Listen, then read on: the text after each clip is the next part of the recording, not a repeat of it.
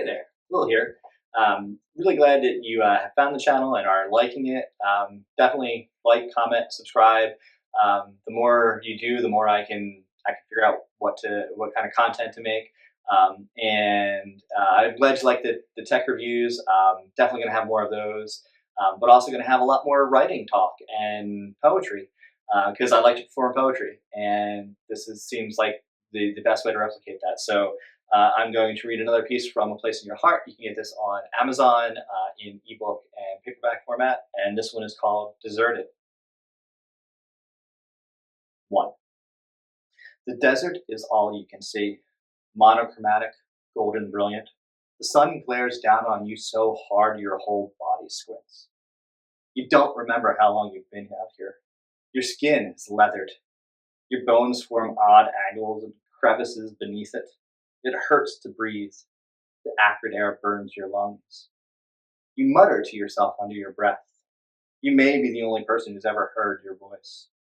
Your lips are chapped, broken and bled and scabbed over. You could cry if you could remember what moisture was. You shamble along. Sometimes a burst of energy makes you sprint. Most times you're deliberate in going as slow.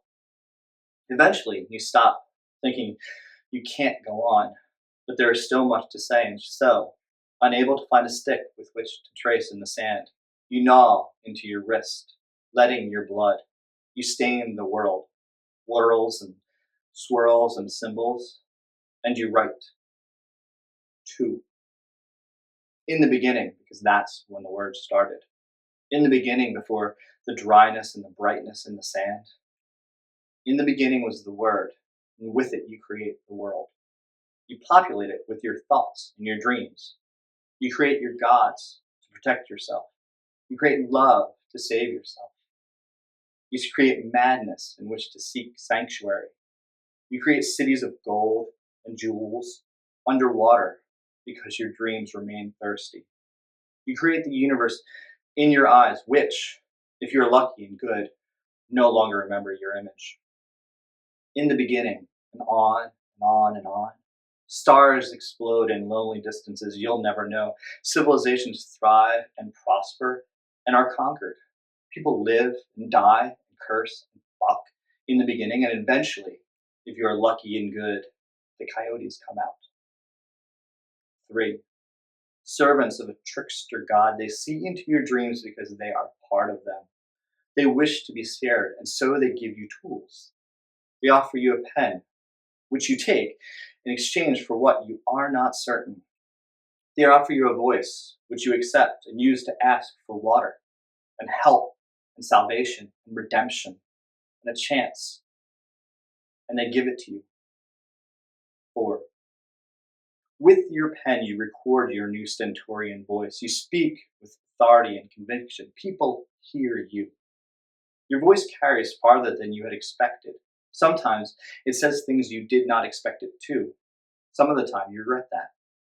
Your voice carries you to new places that are not the desert, places in which water falls from the sky like a miracle, places where you meet other people who feel the same emotions as you, who see the same world and work with hands like yours. And so when you see a mirror, you're surprised you don't look like everyone else. When you see the ocean for the first time, you cry tears in waves and all tastes the same. 5.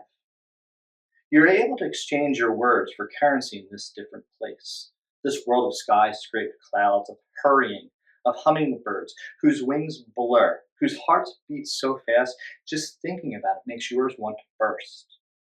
With their long beaks, they seek single drops of nectar for sustenance. And you look out your window to the city beyond its pane, the sirens, the brilliant lights, the lovers of the night and the traders of the day. Cars and engines belch their fumes into the acrid air, which burns your lungs. You can't drink water from the faucet because it's treated with chemicals whose names you can't pronounce. You lose track of the time as you stare out that window and you think about and dream about and write about the desert. 6. And so, finished, bloodlet, and soul exhausted, you collapse to sleep at peace, deserted.